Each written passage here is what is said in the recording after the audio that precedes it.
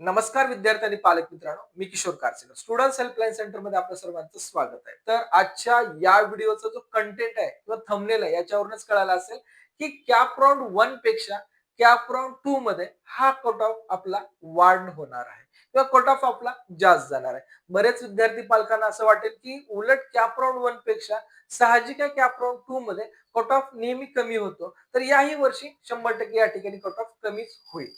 तर यामध्ये जे काही मी वैयक्तिक या ठिकाणी डेटा अनालाइज केला किंवा वैयक्तिक या ठिकाणी जी इन्फॉर्मेशन कलेक्ट केली आहे त्यानुसार मी ही माहिती आपल्याला देत आहे. पाहिला असता ज्याही वेळेस आपला कॅप राऊंड 1 या ठिकाणी अलॉटेड झाला, अलॉटमेंट झाल्यानंतर असं पाहण्यात आलं की बरेच विद्यार्थी आणि पालक जे पर्सेंटाईल पाहिला असता आणि त्यांचा अलॉटमेंट स्टेटस पाहिला असता, तर यामध्ये असं दिसून आलं की 92, 93 अगदी 96 सुद्धा पर्सेंटाईल असून विद्यार्थी नॉट अलॉटेड आहेत. असे विद्यार्थी बरेच या ठिकाणी महाराष्ट्रामध्ये पूर्ण दिसून आले. ज्यावेळेस राऊंड 1 ची अलॉटमेंट शो झाली, तर आमचे सर एवढे मार्क्स असून सुद्धा या ठिकाणी अलॉटमेंट झाली नाहीये.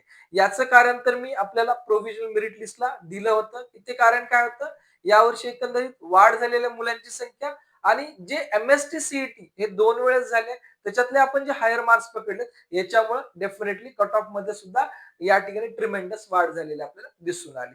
तशीच आता जे काही कॅप राऊंड 1 आहे, हा कॅप राऊंड 1 मध्ये जे मुलं अलॉटेड आहेत यांच्यासाठी काही अडचण नाहीये. हे मुलं बी सेफ आहेत. पण जे मुलं अलॉटेड नाहीयेत या मुलांसाठी या ठिकाणी अडचण काय आहे ते तुम्हाला मी एक्सप्लेन करेन.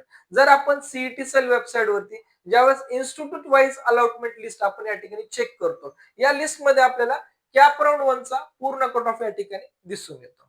हा दिसून आलेल्या कट ऑफ मध्ये ज्यावेळेस मी बरेच असे इन्स्टिट्यूट या ठिकाणी चेक केल्यानंतर जर आपल्याला माहिती जर घेतली आपण, तर ऑलरेडी कुठलीही ब्रांच असू द्या, पुणे असू द्या, मुंबई असू द्या अथवा शिवाजी युनिव्हर्सिटी असू द्या, या कॉलेजेसमध्ये आपण तर कुठलीही ब्रांच जर काढली तर या ब्रांच मध्ये आपल्याला जे वॅकंट सीट दिसतात, लक्षात घ्या, जे वॅकंट सीट दिसतात या फक्त जीएसटी, त्यानंतर ऑर्फॅन, त्यानंतर पीडब्ल्यूडी या सीट आपल्याला या ठिकाणी दिसून येतील.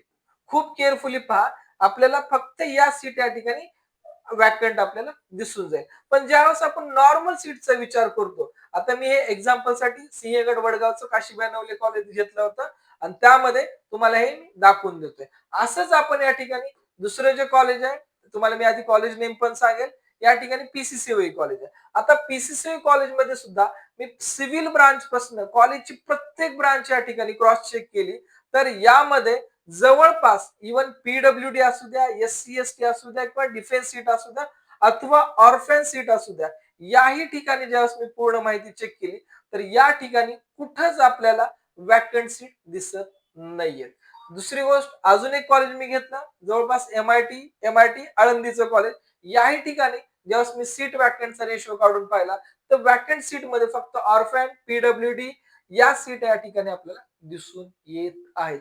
म्हणजेच फर्स्ट राऊंडला ऑलमोस्ट या ठिकाणी 95% या ठिकाणी सीट भरल्या गेलेल्या आहेत आणि राऊंड 2 मध्ये जे काही ऑर्फॅन सीट आहेत, पीडब्ल्यूडी सीट आहेत, या त्याच विद्यार्थ्यासाठी रिझर्व्ह ठेवल्या जातात. या सीट कन्वर्ट होतात थर्ड आणि फोर्थ राऊंडला, तोपर्यंत या सीट विद्यार्थ्यासाठी कन्वर्ट होत नाहीयेत. त्यामुळेच महत्वाचं रिझन आहे की जेही विद्यार्थी राऊंड 2 चा फॉर्म भरणार आहेत, अशा विद्यार्थ्यांनी काळजी घ्यायची आहे की जर आपण पहिल्यांदा खूप शॉर्ट ऑप्शन भरले असतील तर आपल्याला मॅक्झिमम ऑप्शन भरावे लागतील. दुसरी गोष्ट आहे, जर आपले मार्क्स या ठिकाणी अवरेज आहेत आणि आपल्याला या ठिकाणी चांगल्या कॉलेजचे या ठिकाणी ऑप्शन निवडायचा असेल, तर आपल्याला या ठिकाणी ड्रीम कॉलेज, टार्गेटेड कॉलेज आणि सेफ कॉलेज या तीनही पर्यायाचा निवड करणं अनिवार्यच आहे. तरच आपली या ठिकाणी अलॉटमेंट होऊ शकते. नसेल तर आपल्याला अलॉटमेंट मध्ये बरीच अडचण येऊ शकते. त्या संदर्भात मी आपले जे काही पेड काउन्सिलिंगचे विद्यार्थी या ग्रुपवरती हा डेटा सुद्धा मी देणार आहे, जेणेकरून विद्यार्थ्याला फायदा व्हायला पाहिजे. पाहू शकता तुम्ही, या आपण 2026 चा डेटा या ठिकाणी घेतला आहे आणि या ठिकाणी 2025 चा डेटा आपण कंपॅरिझन साठी घेतला आहे. या सुद्धा डेटामध्ये आपल्याला लक्षात येतं, जसं की मी वरती आणखी बरेच टॉप कॉलेजेस आहेत, टॉप कॉलेजेस मध्ये या ठिकाणी बराच हायर कट ऑफ आहे, पण मी थोडेशा या ठिकाणी टियर 2 चे म्हणा किंवा मिडल टॉप कॉलेज येईल, या ठिकाणी सुद्धा आपण पाहू शकतो की सीएस ब्रांच मध्ये 50 चा पर्सेंटाईलचा फरक आहे, पण या ठिकाणी इलेक्ट्रिकल 2-3 पर्सेंटाईलचा फरक आहे. मेकॅनिकल मध्ये सुद्धा आपल्याला 4 ते 5 पर्सेंटेजचा डिफरंट आहे.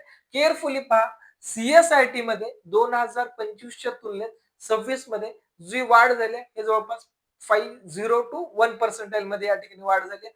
पण त्याच ठिकाणी जर आपण सिव्हिल पाहिलं, इलेक्ट्रिकल पाहिलं, मेकॅनिकल पाहिलं, तर या ब्रांचेसचा जर आपण विचार केला तर या ठिकाणी अगदीच 3 ते 4% ची वाढ आपल्याला झालेली दिसून येईल. कुठलेही कॉलेज काढा. जसं मला पेस मॉडर्न मी इलेक्ट्रिकल सांगितलं.